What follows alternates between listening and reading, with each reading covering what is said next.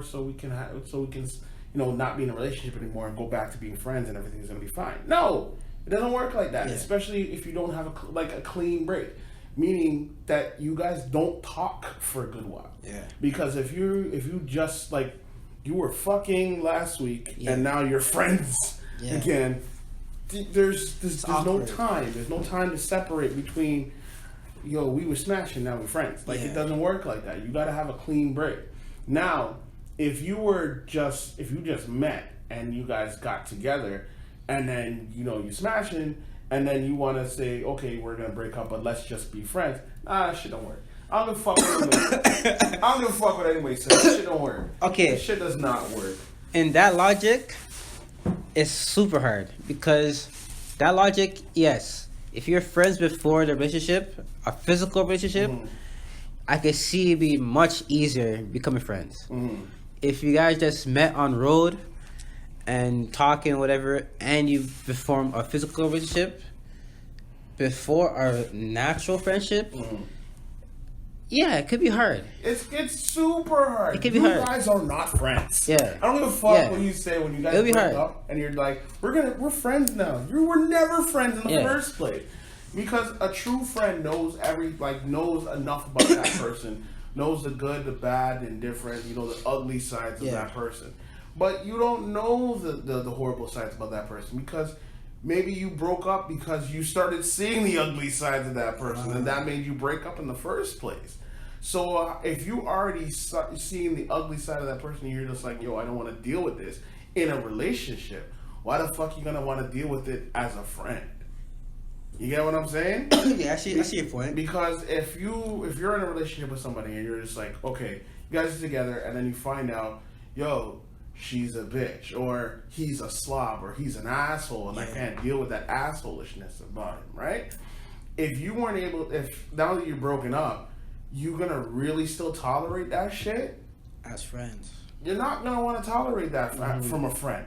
If somebody is your friend, and you know that they're an asshole, but it's like, you know what? I don't have to deal with it all the time because he's just my friend. When he starts to go on, like, even as a guy, when you start having a friend who starts going on with their asshole-ish ways, it's like, yo, man, I'm gonna be out with you for a while. I don't want to fucking be with you for a while.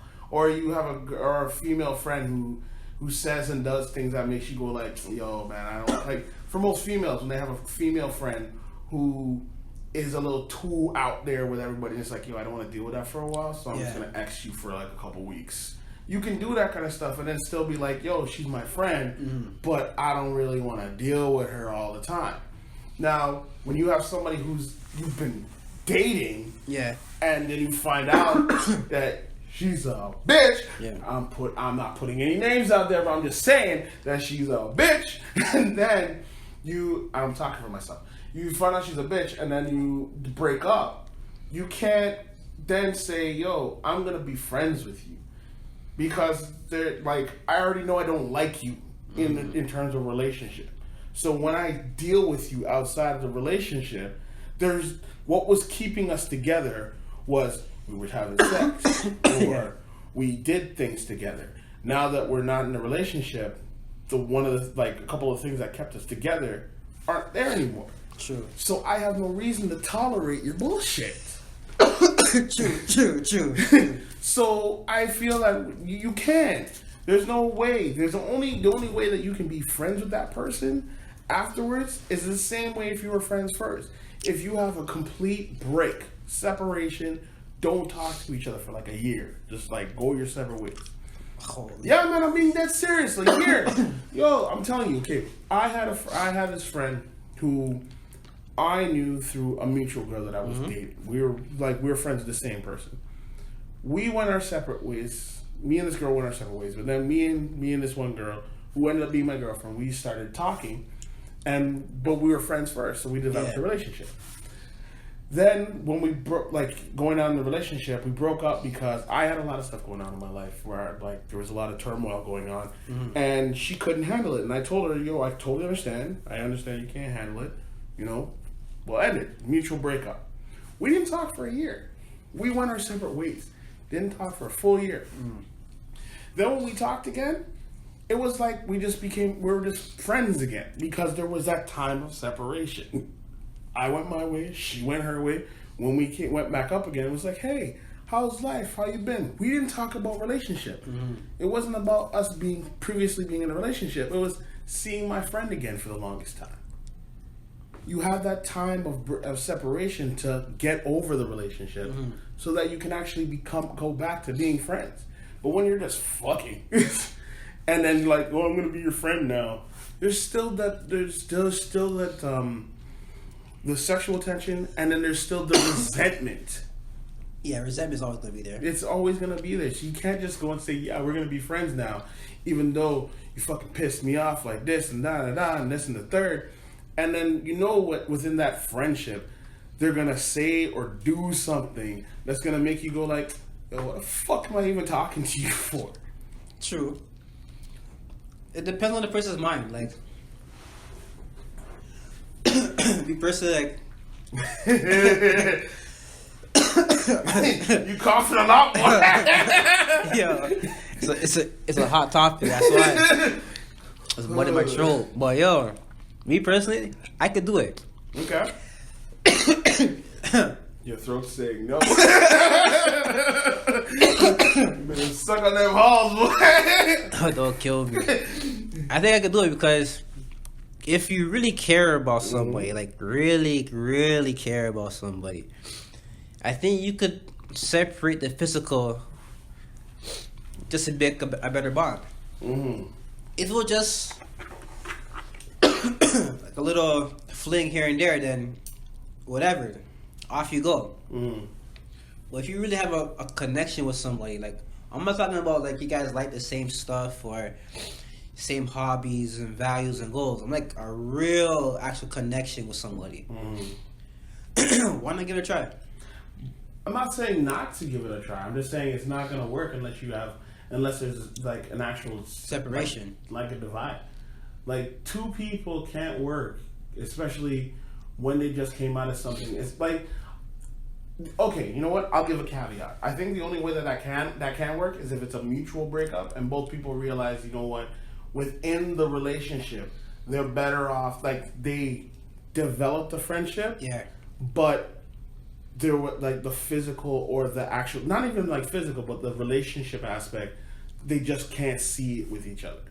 Like they both came to the realization, it's like, you know what, we've developed a friendship within this relationship, but we didn't really work on our relationship. We went so far being friends that it's just more comfortable being friends than being in a relationship. Like if we didn't to put it bluntly, if we stopped having sex, period, if we just stopped having sex, would we still be in a relationship? If both people can honestly say that, no, if we weren't having sex, we wouldn't be in a relationship, then there's no point in being together. You guys are basically friends who occasionally fuck. Friends with benefits. Yeah. Basically. So you might as well just say, if you can say in that sense, yo, you know what, I think it's just better we go our separate ways. But I really care about you, blah, blah, blah, and I really, I want to see the best for you. And I think, we're better off as friends. If both people can mutually say that and there was no resentment in the breakup, then of course, you guys can still be friends. You guys can go from a relationship to a friendship because you developed a friendship within the relationship. But if you didn't develop a friendship, if there was no, real communication, and that's the major thing involved in relationships, lack of communication. Fuck you, nigga. There's a lack of communication in relationships that people aren't talking to one another anymore, and it starts off from day one. Is that people don't talk. They don't talk on the phone. They don't say whatever is on their mind. They don't say what's really going on. And I'm being honest. Yeah. It's most problems that happen in a relationship is communication on both ends. Yeah, both people aren't talking. And I said this on a number of occasions. Text messaging fucked up relationships because everybody's texting stuff, but because nobody's knowing exactly where they're coming from, the emotional state when they make that text.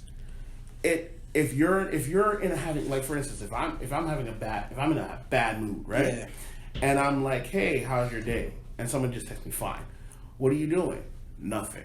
Like, well, fuck you then. You don't want to talk to me, and then fuck it. I don't want to talk to you either.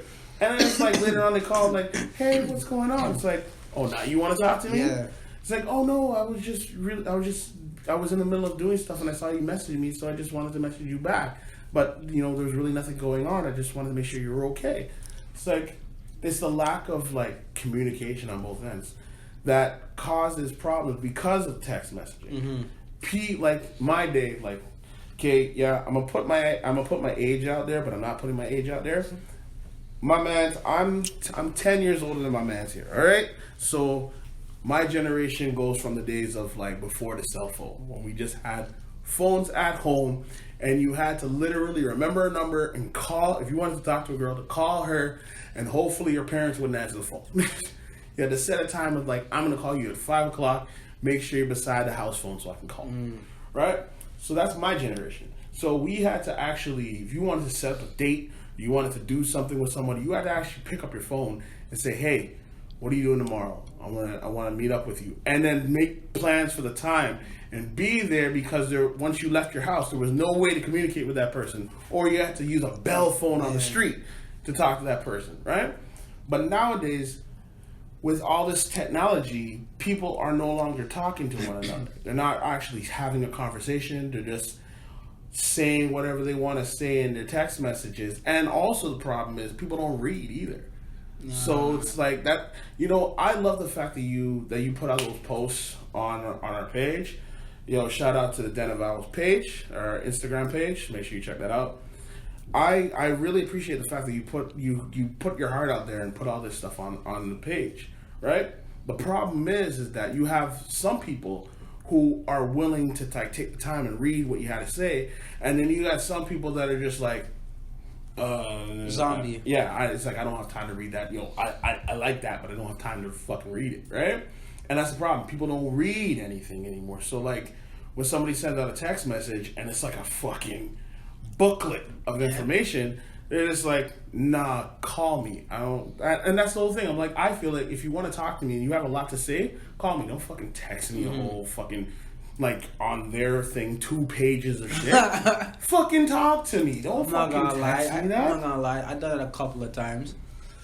I think the reason why people are more comfortable with the texting, like you said previously, is the rejection. Like, they call somebody, oh, I'm busy, leave me alone, or oh, I'm with my family right now, leave me alone, or hey, I'll call you back, and they don't call you back. Yeah, I fucking hate that shit. Or hey, I don't talk on the phone, I prefer text messages. Click.